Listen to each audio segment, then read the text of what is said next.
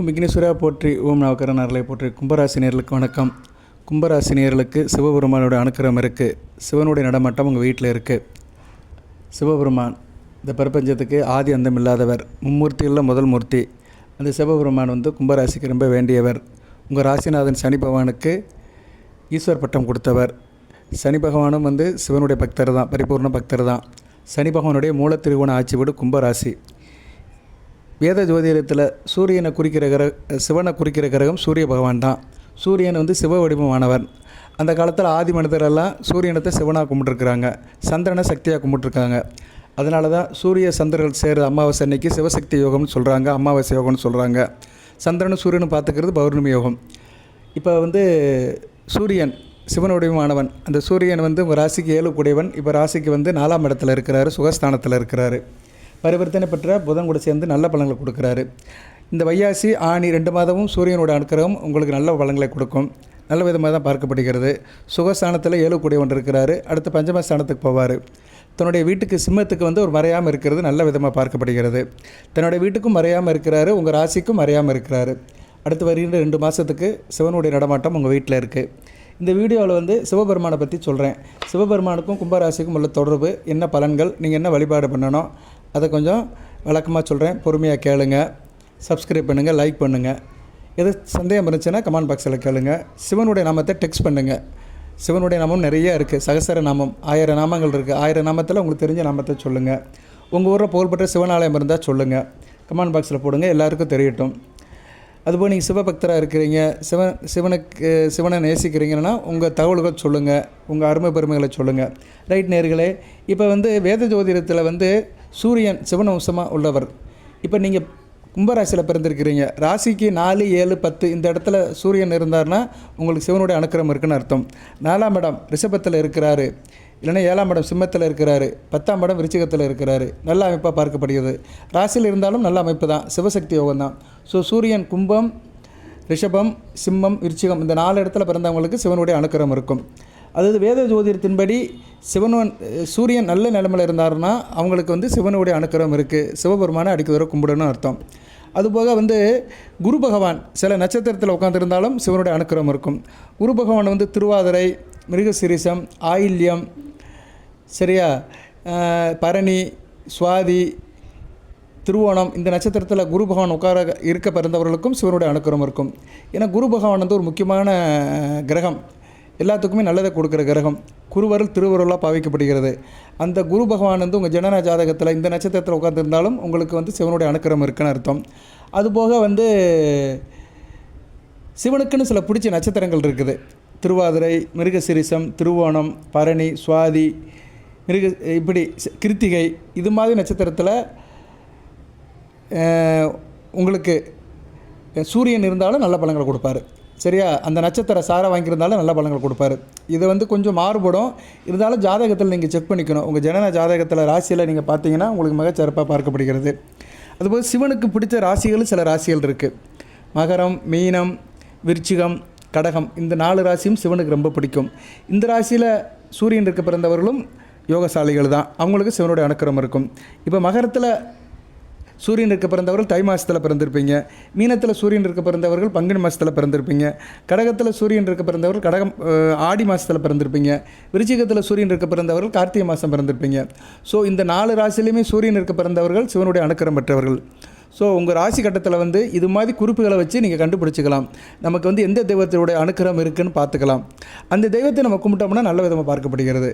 சரியா நேர்களே, அப்படி பார்க்கும்போது இப்போ சிவபெருமான் உங்கள் ராசிக்கு 4ஆம் இடத்துல சூரியனோட அம்சமாக இருக்கிறாரு, நல்ல விதமாக பார்க்கப்படுகிறது.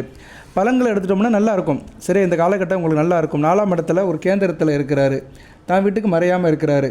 தான் வீட்டுக்கு இப்போ 10ஆம் இடத்துல இருக்கிறாரு. 7 கூடியவன் 10ஆம் இடத்துல இருக்கிறனால இணக்கம் இருக்கும். தொழிலில் நல்ல ஒரு முன்னேற்றம் இருக்கும். கூட்டு தொழில் பங்கு சேர்ந்தே நல்லாயிருக்கும். கணவன் மனைவி உறவு நல்லாயிருக்கும். கணவன் மனைவி சேர்ந்து வேலை செய்கிறவங்களுக்கு மிகச்சிறப்பாக பார்க்கப்படுகிறது. அதுபோக 4ஆம் இடத்துல இருக்க சூரியன் அரசாங்க விஷயத்தில் நல்ல ஒரு முன்னேற்றம் இருக்கும். அதில் நல்லபடியாக காரியங்களை பணியாற்றுவீங்க. அரசு சம்மந்தப்பட்ட காரியத்தில் நுணுக்கமாக இருப்பீங்க, நல்ல விதமாக பார்க்கப்படுகிறது. அதுபோக யோகம் இருக்கும். இந்த காலகட்டத்தில் உங்களுக்கு ப்ரொமோஷன் கிடைக்கும். சரியா, உத்தியோகத்தில் நல்ல ப்ரொமோஷன் கிடைக்கும். தாப்பனுடைய ஆதரவு இருக்கும். நல்லா பெர்ஃபார்ம் பண்ணுவீங்க. ஆள் நிதானமாக இருப்பீங்க, சிறப்பாக இருப்பீங்க. 4ஆம் இடத்துல புதன் அஸ்தமனம் பண்ணி அவர் வந்து யோகத்தை கொடுக்குறாரு. சரியா? என்ன யோகத்தை கொடுக்குறாரு? புதாயத்த யோகத்தை கொடுக்குறாரு. 4ஆம் இடத்துல புதாயத்த யோகம் கொடுக்குறது நல்ல அமைப்பு தான். வித்தைகள் நல்லா இருக்கும், பெர்ஃபார்மன்ஸ் நல்லா பண்ணுவீங்க. ஸோ இப்போ சிவனுடைய நடமாட்டம் உங்கள் வீட்டில் இருக்கிறதுனால தனிப்பட்ட முறையில் நல்லா பெர்ஃபார்ம் பண்ணுவீங்க. உயர்கல்வி படிக்கிறவர்கள் நல்லா இருப்பீங்க. குறிப்பாக எலக்ட்ரானிக்ஸ் படிக்கிறவங்க, மின்னியல் படிக்கிறவங்க, இது இப்படி நிறைய சொல்லிட்டு போகலாம். கெமிக்கல் இன்ஜினியர்ஸ் படிக்கிறவங்களுக்குலாம் மிக சிறப்பாக பார்க்கப்படுகிறது. அடுத்து சூரியன் வந்து 5ஆம் இடத்துக்கு போவார். நல்ல அமைப்பாக தான் பார்க்கப்படுகிறது. அங்கே போய் சுக்கிரன் கூட சேர்ந்து சுக்கிராயத்துவத்தை கொடுப்பாரு. அது வந்து ஆனி மாதம். அடுத்தடுத்து சூரியனுடைய நிகழ்வுன்னு சொல்லலாம், நகர்வுன்னு சொல்லலாம். நல்ல விதமாக இருக்கிறதுனால கும்பராசிக்கு வந்து சிவபெருமானுடைய அனுக்கிரம் இப்போது பரிபூர்ணமாக இருக்குது. பாப தொடர்புலேருந்து வெளியே வந்துட்டார். சரியா? நல்ல விதமாக தான் பார்க்கப்படுகிறது. சனி பகவான் 3ஆம் பார்வையால் பார்க்குறாரு, இல்லைன்னு சொல்ல முடியாது. சனி பகவான் ராசிக்கு 2ஆம் இடத்துலேருந்து 3ஆம் இடமாக பார்க்குறாரு. பார்த்தாலும் ஒன்றும் பிரச்சனை இல்லை. சரியா நேயர்களே? சனி வந்து சூரியனை பார்த்தாலுமே ரிஷபத்தில் இருக்கிற சூரியனை தான் பார்க்குறாரு. வீடு கொடுத்தவன் பரிவர்த்தனை யோகத்தில் இருக்கனால ஓரளவு அந்த பார்வையின் கெடுபலன் குறையும். அதுபோக வந்து சனி பகவான் சூரியனை பார்க்குறதுனால உங்களுக்கு வந்து தகப்பன் வழியில் சில பிரச்சனைகள் இருக்கும். அப்பா வழி உறவில் சில பிரச்சனைகள் இருக்கும். அதெல்லாம் நீங்கள் கொஞ்சம் சரி பண்ணிக்கணும். அதுக்கு தான் சிவன் வழிபாடு பண்ணிட்டீங்கன்னா மிகச்சிறப்பாக பார்க்கப்படுகிறது. அடுத்து 5ஆம் இடத்துக்கு போனாலும் நல்லா இருக்கும். ஆள் திறமையாக இருப்பீங்க, மதிநுட்பமாக இருப்பீங்க, மற்றவங்க நல்லா ஆலோசனை பண்ணுவீங்க, சாஸ்திரம் சம்பிரதாயம் இதிலெல்லாம் கட்டுப்பட்டு அலங்குவீங்க. நல்ல விதமாக பார்க்கப்படுகிறது. நண்பர் விஷயத்தில் நல்ல ஒரு ஏற்றமாக இருக்கும். நல்ல உயர்ந்த அந்தஸ்தில் நண்பர்கள் கிடைப்பாங்க. பெரிய பெரிய பணக்காரங்களோட ஆதரவு இருக்கும். தூரதேச பயணம் இருக்கும். வெளிநாடு வெளிமாநில யோகம் இருக்கும். போட்டி பந்தயத்தில் நல்ல வெற்றி கிடைக்கும். பரிசுகள் பதவாறு கிடைக்கும். சரியாக செய்நின்றி மறவாமல் இருப்பீங்க. சொந்த பந்த வழியில் நல்ல ஒரு முன்னேற்றம் இருக்கும். தகப்பன் வழி சொத்துக்கள் கிடைக்கும். நல்ல விதமாக பார்க்கப்படுகிறது. ஓகே நேயர்களே, பலன்கள் வந்து உங்களுக்கு நல்லா இருக்குது. சூரியன் அடுத்தடுத்து நல்ல பலன்களை கொடுக்குறாரு. அந்த சிவனம்சம் உள்ள சூரியன் நல்ல பலன்களை கொடுக்குறாரு. இப்போ வீட்டில் சூரியன் இருக்கிறாருன்னா எப்படி சார் தெரிஞ்சுக்கலாம் அப்படின்னா, இப்போ உங்கள் வீட்டில் சூரியன் சொல்ல முடியாது, சூரியன் ஒரு கிரகம். சிவன் வந்து அந்த கிரகத்துக்கு அதிதேவதை. சரி, அப்படித்தான் நீங்கள் எடுத்துக்கணும். இப்போ சிவனுடைய நடமாட்டம் இருக்குதுன்னா உங்கள் வீட்டில் வந்து சில சமிக்கைகள் தெரியும், சில அறிகுறிகள் தெரியும். உங்கள் வீட்டுக்கு வந்து விபூதி வந்துக்கிட்டே இருக்கும். யாராச்சும் கோயில் குளத்துக்கு போய்ட்டு வந்து விபூதி கொடுத்துட்டே இருப்பாங்க. வீட்டில் வந்து எல்லாருமே வந்து ஒரு நிறைஞ்ச மனசாக இருப்பாங்க, சந்தோஷமாக இருப்பாங்க, நோய் நொடி இல்லாமல் இருப்பாங்க. காலையில் எல்லோரும் குளிச்சுட்டு நெத்தியில் விபூதி பூசிக்கிடுவாங்க. இதெல்லாம் சங்கல்பம் இருக்கும். அதுபோக பசுமாடு வந்து வீட்டுக்கு முன்னாடி வந்து நின்று சத்தம் போடும். அதுபோல் யாசகர் வருவாங்க. தினமும் சிவனடியார்கள் உங்கள் வீட்டில் வந்து யாசகம் கேட்க வராங்கன்னா சிவனுடைய அணுக்கரம் வீட்டில் இருக்குது, சிவனுடைய நடமாட்டம் இருக்குதுன்னு அர்த்தம். அதுபோல் வீட்டில் வளர்க்குற செல்ல பிராணிகள் நாய் பூனை குட்டியெல்லாம் ஈசான மூலையை நோக்கி உட்காந்துருக்குன்னா சிவனுடைய அணுக்கரம் இருக்குதுன்னு அர்த்தம். ஈசான மூலையை நோக்கி நாய் பூனை குட்டி அடிக்க வர உட்காந்து வாழை ஆட்டிகிட்டு உட்காந்துருந்தாலுமே சிவனுடைய அணுக்கரம் இருக்குதுன்னு அர்த்தம். அதுபோக நீங்கள் தினமும் நெத்தியில் அந்த விபூதி வச்சுட்டு நீங்கள் வெளியே போகிறீங்கன்னா மிகச்சிறப்பாக பார்க்கப்படுகிறது. சில பேர் தினமும் குளிக்காமல் இருக்க மாட்டாங்க. அதாவது மேனிக்கு முடியாமல் இருந்தாலுமே, உடல்நல பிரச்சனை இருந்தாலுமே குளிக்காமல் விபூதி பூசாமல் போக மாட்டாங்க. ஏன்னா வெறு நெற்றி பால். ஒரு மனிதன் வந்து வெறு நெற்றியாக இருக்கக்கூடாது, விபூதி பூசி தான் இருக்கணும். சில பேர் குங்குமம் பூசுவாங்க. வைஷ்ணவம் சைவம் இருக்குது. சைவத்தில் இருக்கிறவங்க பெருமாளை கும்பிட்றவங்க அவங்க வந்து விபூதி பூச மாட்டாங்க. அவங்க வந்து அதுக்குண்டான சூரணத்தை போடுவாங்க, சின்னத்தை வரைவாங்க. ஆனால் சைவத்தை தழுவுறவங்க சிவனை கும்பிட்றவங்க வந்து வெறும் நெற்றியில் இருக்கக்கூடாது. எப்போயுமே நெற்றியில் வந்து விபூதி இருக்கணும். அதுபோக நெஞ்சிலையும் விபூதி பூசணும். 3 விரலில் எடுத்து பூசணும். பெருவரல், நடுவரல், மோதிர விரல் 3லுமே விபூதியை தொட்டு நமசிவாய நமக அப்படின்னு சொல்லி நம்ம இருதயத்தின் மையப்பகுதியில் நம்ம வந்து அந்த சின்னத்தை வரையணும். சரியா? 3 கோடு போட்டோம்னா இருதயத்திலே சிவன் இருப்பார். சரியா? நெத்தியில் இருக்கிறது வந்து நினைவுக்கு, இருதயத்தில் இருக்கிறது வந்து மனசுக்கு. ஸோ நினைவாலும் மனதாலும் வந்து நம்ம சிவனை ஏற்றுட்ருக்கோம். இந்த ப்ராக்டிஸை நீங்கள் பண்ண ஆரம்பிச்சிட்டிங்கன்னா சிவபெருமான் உங்கள் கூடயே இருப்பார். நல்ல விதமாக பார்க்கப்படுகிறது. அதுபோல் சில பேருக்கு காலையில் பிரம்ம முகூர்த்தத்தில் முழிப்பு தட்டும். ஒரு 3 to 5 யாருக்கெல்லாம் முழிப்பு தட்டுதோ அவங்களுக்கு சிவனுடைய அருள் இருக்குது. இறைவன் வந்து உங்களை எழுப்புறாரு. சரியா? எப்போ? ஏன்னா அந்த நேரத்தில் தான் தேவர்கள் வந்து இறைவனை பூஜிக்கிற நேரம். ஸோ அந்த நேரத்தில் வந்து உங்களுக்கு முழிப்பு தட்டுதுன்னா நீங்கள் கிட்டத்தட்ட அந்த தேவர்களோட ஒழுத்து வாழ்கிறீங்கன்னு அர்த்தம். அந்த தேவலோகத்தில் இருக்க 30 கோடி தேவர்களும் 30 கோடி தேவர்களுக்கும் உங்களுக்கும் இடையில் ஒரு வைப்ரேஷன் இருக்குது. எல்லாருக்கும் 3 to 5 முழிப்பு வராது. சில பேருக்கு முழிப்பு வரும். சில பேர் முழிப்பு வந்துச்சுன்னா டாய்லெட் போய்ட்டு வந்துட்டு மறுபடியும் தூங்கிடுவாங்க. சில பேர் வந்து கடமைகளை செய்ய ஆரம்பிச்சிருவாங்க. அன்றைக்கி உள்ள கடமைகளை செய்ய ஆரம்பிச்சிருவாங்க. அப்படியே உங்களுக்கு முழிப்பு வந்தாலுமே நீங்கள் அந்த நேரத்தில் தூங்க போகிறீங்க, உங்களுக்கு எதுவும் வேலை இல்லைன்னா விநாயகர் நாமத்தை சொல்லிவிட்டு விக்னேஸ்வர நமக, நமச்சிவாய நமக அப்படி சொல்லிவிட்டு தூங்க போங்க. ஏன்னா அந்த முழிப்பை உங்களுக்கு கொடுத்த இறைவனுக்கு ஒரு நன்றி கொடுங்க. ஏன்னா அந்நேரம் முழிப்பு வருது பிரிய அற்கொடை. எல்லாருக்கும் முழிப்பு வராது. யாரோ ஒரு சிலருக்கு தான் அந்த 3 to 5 முழிப்பு வரும்.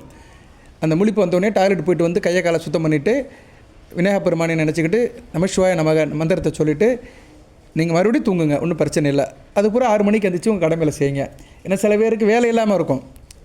சரியா தூக்கம் கெட்டு போயிடும், வேலை இல்லாமல் இருக்கும். அதனால் நீங்கள் வந்து அதை வந்து பெருசாக எடுத்துக்க வேண்டாம், உங்கள் கடமைகளை செய்யுங்க. ஸோ இப்படி சில சமிக்கையெல்லாம் உங்களை சுற்றி நடக்கும். அதுபோல் வீட்டில் விபூதி வாசம் இருக்கும். எப்போயுமே வீட்டு விபூதி வாசம், பக்தி வாசம், நறுமணவாதம் இருந்துச்சுன்னா வீட்டில் வந்து சிவபெருமானுடைய அனுக்கிரகம் உங்களுக்கு பரிபூர்ணமாக இருக்குது. அதுபோல் வீட்டில் வந்து உப்பும் அரிசியும் தீராமல் இருக்கும். உப்பு அரிசி எந்த வீட்டில் தீராமல் இருக்கும் அங்கே சிவனுடைய அனுக்கிரகம் இருக்குன்னு அர்த்தம். அதுபோல் செடி கொடியில் நல்ல பூக்கள் பூக்கும். வீட்டை சுற்றி இருக்கிற செடி கொடியில் பூக்கள் பூக்கும், நறுமணம் இருக்கும். வீட்டை சுற்றி பறவைகள் சத்தம், வண்ணத்து பூச்சிகள் வட்டம் இடுறது நல்ல விதமாக பார்க்கப்படுகிறது. குறிப்பாக வேப்ப மரம், கருவேப்பிலை மரம் இருக்கிற இடத்துல சிவனுடைய அனுக்கிரகம் இருக்கும். வேப்ப மரம் சக்தி வடிவமாக பார்க்கப்படுகிறது. கருவேப்பிலை மரம் வந்து முருகப்பெருமானுடைய அனுக்கிரகமாக பார்க்கப்படுகிறது. ஸோ கருவேப்பிலை மரம், வேப்ப மரம் யார் வீட்டில் வளர்ந்து குளிர்ந்து வருகிறதோ அவங்களுக்கு வீட்டில் கண்டிப்பாக சிவனுடைய அனுக்கிரகம் இருக்கும். மருதாணி வந்து மகாலட்சுமியோட அனுக்கிரகம். சரியா, மருதாணி வந்து மகாலட்சுமியோட அம்சமாக பார்க்கப்படுகிறது. துளசி வந்து பெருமாளுடைய அம்சமாக பார்க்கப்படுகிறது. ஸோ இந்த தாவரங்கள்லாம் நல்லபடியாக இருக்குதுன்னா சிவனுடைய அனுக்கிரகம் இருக்குது. ஓமவல்லி செடி நல்லா வளர்ந்தாலும் அங்கே சிவபெருமானோட அனுக்கிரகம் இருக்குது. ஸோ இப்படி நிறைய சொல்லிட்டு போகலாம். நம்மளை சுற்றி சில சம்பவங்கள் நல்லபடியாக நடந்துச்சுன்னா நமக்கு வந்து அந்த சிவபெருமானோட அனுக்கிரகம் நமக்கு இருக்குதுன்னு அர்த்தம். அதுபோக வீட்டில் வந்து பசிப்பட்டினி இல்லாமல் இருக்கணும். அதாவது சாப்பாடு நிறைவாக இருக்கணும். வீட்டில் வந்து காலை டிஃபன், மதிய சாப்பாடு எதுவுமே பிரச்சனை இல்லை. 2 பேர் வீட்டுக்கு திடீர்னு விருந்தாளி வந்தாலுமே அவங்களுக்கு வைக்கிறதுக்கு சாப்பாடு இருக்குது. அப்படி எந்த வீட்டில் இருக்கோ அங்கே வந்து இறைவனோட அனுக்கிரகம் இருக்குன்னு அர்த்தம். இறைவன் அங்கே இருக்கிறார். சரியா நேயர்களே? அதனால் சிவன் வந்து இப்போதைக்கு கும்பராசினியர்களுக்கு நிறைய காரியங்களை, நல்ல பலன்களை கொடுக்க ரெடியாக இருக்கிறாரு. சிவனுடைய நாமத்தை சொல்லுங்கள். தினமும் சூரிய நமஸ்காரம் பண்ணுங்கள். சிவன் ஆலயத்துக்கு போங்க. சோமவாரம் அன்றைக்கி போங்க. சோமவாரம் இல்லைன்னா பிரதோஷம் அன்றைக்கி போகலாம்.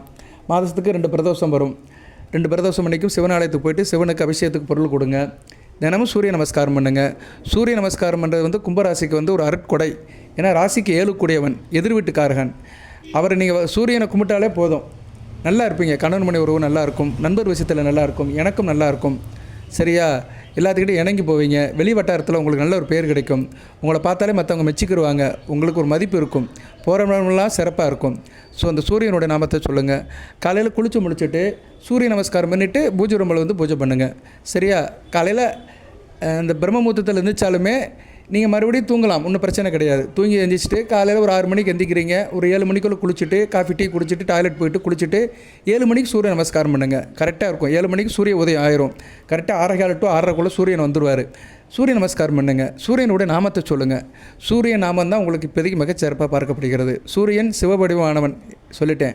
அவருடைய நாமத்தை சொல்லுங்கள். ஓம் அருக்கனை போற்றி, இரவியை போற்றி, ஆதித்தனை போற்றி, கார்த்திகை நட்சத்திர உரிவனை போற்றி, உத்தர நட்சத்திர உரிவனை போற்றி, உத்திராட நட்சத்திர உரிவனை போற்றி, வெய்யவனை போற்றி, பகலவனை போற்றி, உதயனை போற்றி, மார்த்தாண்டனை போற்றி, நவகர தலைவனை போற்றி, வெற்றி குருவனை போற்றி, புதிர்காரகனை போற்றி, தவப்பனை போற்றி, சூரிய பவனை போற்றி, சிவனுசம் வந்தவனை போற்றி, சூரிய நாராயணா போற்றி, காரூருளை போற்றி, பேரூருளை போற்றி, பிரபஞ்சமே போற்றி, ஒளியை போற்றி, சுபிச்சுமே போற்றி, ஓங்கார பொருளை போற்றி, ஒளிமயமானவனை போற்றி, எங்கும் நிறைந்தவனை போற்றி, எதிரில் வல்வனை போற்றி, தீர்க்காயில் தருவனை போற்றி, தேகாரிக்கம் தருவனை போற்றி, அன்பை தருவனை போற்றி, அறிவை தருவனை போற்றி, ஆற்றலை தருவனை போற்றி, ஈவு இறக்கும் கருணை காரணியம் தருவனை போற்றி, கருணை மூர்த்தியை போற்றி, கருணை கடவுளை போற்றி, கருணனை தவப்பனை போற்றி, பருதியை போற்றி, பதுமனை போற்றி, விக்கிரமனை போற்றி, ஆதித்தனை போற்றி, ஆத்மகாரன் சூரிய பவனை போற்றி.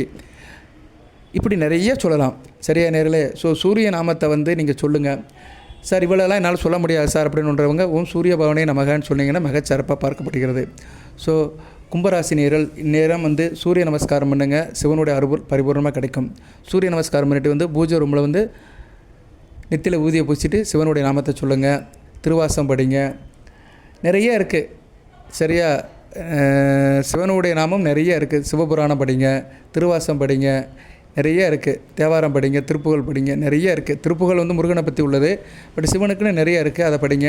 எதுவுமே தெரியல, சிவனுடைய நாமத்தை சொல்லுங்கள். நத்துணையாவது நமச்சிவாயமே, நற்றவா உன்னை நான் மறந்தாலும் சொல்லுன்னா நமச்சிவாய நமக.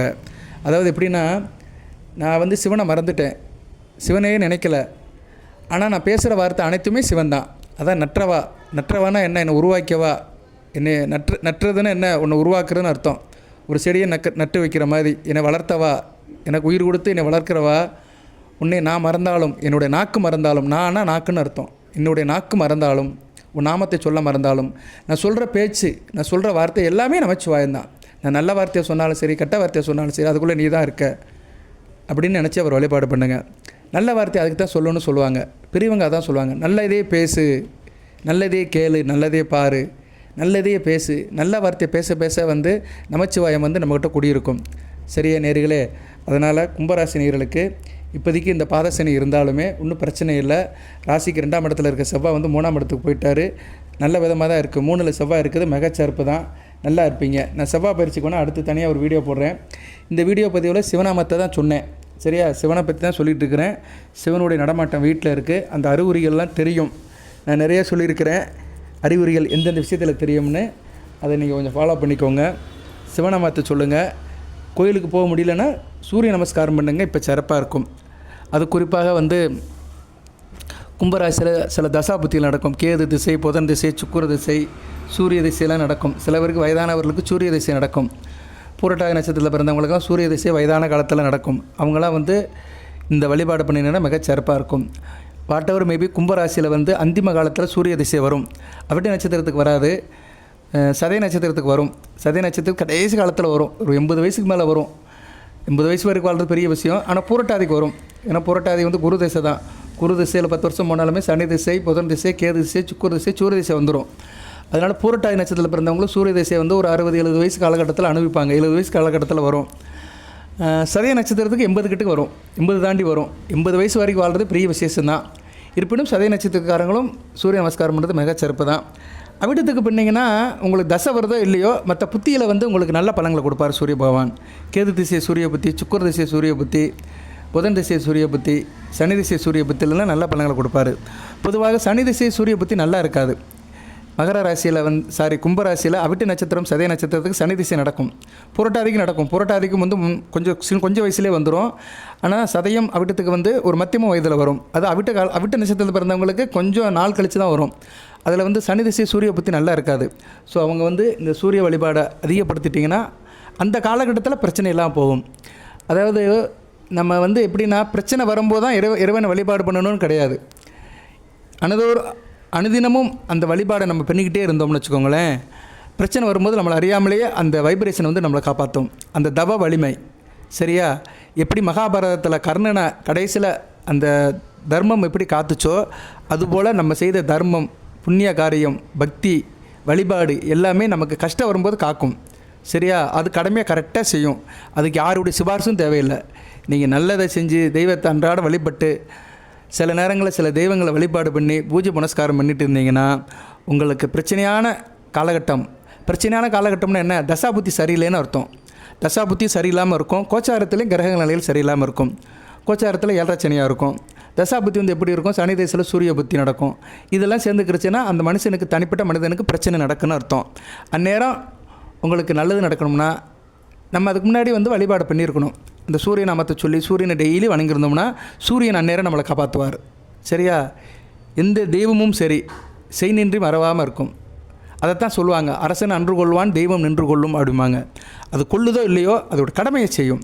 சரியா, அதனால் கும்பராசி நேயர்களுக்கு இப்போதைக்கு வந்து சிவபெருமானோட அருள் இருக்குது. ராசிக்கு 4ஆம் இடத்துலையும் 5ஆம் இடத்துலையும் சூரியன் அடுத்தடுத்து நல்ல நிலைமைக்கு போகிறாரு. மிகச்சிறப்பாக இருக்குது. இந்த வீடியோத்தோடு நிறைவு பண்ணிக்கிறேன். இந்த வீடியோ சம்மந்தப்பட்ட எதுவும் தகவல் இருந்துச்சுன்னா கமெண்ட் பாக்ஸில் கேளுங்க. சரியா நேயர்களே, அதுபோல் வேறு எதுவும் தசாபுத்தியில் உங்களுக்கு பிரச்சனை இருந்தாலும் கேளுங்க. லக்கண ரீதியாக கேளுங்க. கும்பராசி சதய நட்சத்திரம் கடக லக்கணத்தில் பிறந்திருக்கிறேன். எனக்கு இப்போ புதன் திசை நடக்குது. புதன் திசையில் செவ்வாய் புத்தி நடக்குன்னா நல்லா இருக்காது. அவங்களுக்கு என்ன பரிகாரம் வழிபாடு அப்படின்னு கேட்டிங்கன்னா கண்டிப்பாக சொல்லுவேன். சரியா, எனக்கு தெரியும். ஆண்டவன் கொடுத்த அறிவின்படி, என்னோடய அனுபவத்தின்படி கும்பராசிக்கு சில தசாபுத்திகள் நல்லா இருக்காது. சரியா, சில லக்கணத்தில் பிறந்தவங்களுக்கு சில தசாபுத்திகள் நல்லா இருக்காது. அவங்க தான் ரொம்ப கஷ்டப்படுவாங்க. அவங்க வந்து கஷ்டத்தை சொல்லணும்னா அவங்க வந்து அவங்க பிரச்சனையை தெளிவாக கமெண்ட் பாக்ஸில் போடணும். ஃபோன் பண்ணிலாம் கேட்காதீங்க. ஃபோன் பண்ணி என்னால் பதில் சொல்ல முடியாது. ஏன்னா நான் வேறு ஒரு வேலையில் வேறு ஒரு என்கேஜ்மெண்ட்டில் இருப்பேன். டக்குன்னு உங்கள்கிட்ட என்னால் கமிட் ஆக முடியாது. கமெண்ட் பாக்ஸில் கேட்டிங்கன்னா நான் வந்து அதை ரீட் பண்ணிவிட்டு யோசனை பண்ணி உங்களுக்கு பதில் சொல்லுவேன். கமெண்ட் பாக்ஸில் தமிழில் டைப் பண்ணுங்கள், இல்லைன்னா பியூர் இங்கிலீஷில் டைப் பண்ணுங்கள். இந்த தங்கிலீஷ்லாம் டைப் பண்ணாதீங்க. இப்போ உள்ள ஜெனரேஷன் எல்லாமே ரீல் தான் இருக்குது. ரியல் லைஃபுக்கு வர மாட்டேங்கிறீங்க. சரியா, இந்த இன்ஸ்டாகிராமில் போடுற மாதிரி மற்ற இதில் போடுற மாதிரிலாம் தயவுசெய்து வேத ஜோதிடத்தை வந்து நீங்கள் கன்வெர்ட் பண்ணிடாதீங்க. எதாக இருந்தாலும் தாய்மொழி தமிழில் கழுங்க, இல்லைன்னா பியூர் இங்கிலீஷில் போடுங்க. மனசுக்குள்ளே ஒன்று நினச்சிக்கிட்டு இங்கிலீஷில் டைப் பண்ணிங்கன்னா என்னால் படிக்க முடியாது. என்னால் அதை படித்து புரிய வைக்க முடியாது. ஏன்னா என்னோடய ஜெனரேஷன் வேறு. சரியா நேயர்களே, அதனால் தயவுசெய்து புரிஞ்சுக்கோங்க. அது குறிப்பாக இந்த 20 வயசுலேருந்து 30 வயசில் இருக்கிறவங்க கொஞ்சம் இளைய தலைமுறைகள்லாம் ஃபோனில் ரொம்ப ஆர்வமாக இருக்கிறீங்க. அது வந்து அந்தளவுக்கு ஏற்புடையதாக எனக்கு தெரியல. சரியா, அனுபவம் தான் ஆசான். அதனால் எதுவுமே அனுபவசாலிகளை தேர்ந்தெடுங்க. உங்கள் வாழ்க்கையை கெடுத்துடாதீங்க. சரியா? அனுபவம் தான் ஆசான், புரியும்னு நினைக்கிறேன். சரியா? அது நாடாக இருந்தாலும் சரி, வீடாக இருந்தாலும் சரி, அனுபவஸ்தர்கள் இருந்தால் தான் நாடு நல்லாயிருக்கும். சரியா நேர்களே? சிறுபிள்ளை விவசாயம் வீடு வந்து சேராதும்பாங்க. அதாவது சிறுபிள்ளைகளாக போய் விவசாயம் பண்ணிச்சுன்னா அந்த விவசாயம் வந்து வீடு வந்து சேராதும்பாங்க. அதனால் இன்றைக்கி நாட்டிலையும் சில நிலைமைகள் ஏற்புடையதாக இல்லை. அதனால் இந்த இளைய தலைமுறையாக இருக்கிறவங்க, அதிகமாக இந்த ஃபோனை நோண்டுறவங்க, இன்ஸ்டாகிராமில் இருக்கிறவங்க, ரீல் போடுறவங்களாம் கொஞ்சம் நாட்டு நடப்பை தெரிஞ்சுக்கிட்டு அதுக்கேற்ற மாதிரி நிலைப்பாடு எடுத்துக்கோங்க. நீங்கள் இந்த ஜோதிட தகவலுக்காக சொல்கிறதுக்காக இல்லை, முதல் நாட்டு நடப்பை தெரிஞ்சுக்கோங்க. சரியா? அதை தெரிஞ்சுக்கிட்டு நீங்கள் சில காரியங்களை பண்ணிங்கன்னா நாடும் நல்லாயிருக்கும், வீடும் நல்லாயிருக்கும். வாழ்த்துக்கள் நேயர்களே, நன்றி. சிவபெருமானுடைய நடமாட்டம் கும்பராசியில் இருக்குது. நான் சில தகவல்களை சொல்லும்போது பொது தகவலும் சொல்லுவேன். நல்லதாக இருந்தால் எடுத்துக்கோங்க, கெட்டதாக இருந்தால் விட்டுருங்க. வாழ்த்துக்கள். எல்லாமல்ல இறைவன் கும்பராசி நேயர்களுக்கு, அவிட்டம், சதயம், புரட்டாதி நட்சத்திர நேயர்களுக்கு சில சௌபாகியத்தையும் சில ஐஸ்வர்யத்தையும் சில நன்மையிலும் கொடுப்பார். அனைத்து வளங்கள் நலங்களை பெற்று தேக ஆரோக்கியத்துடன் தீர்க்காயலுடன் நீடுகூடி வாழ்க, நிறைந்த வளம் பெறுக. நன்றி நேயர்களே.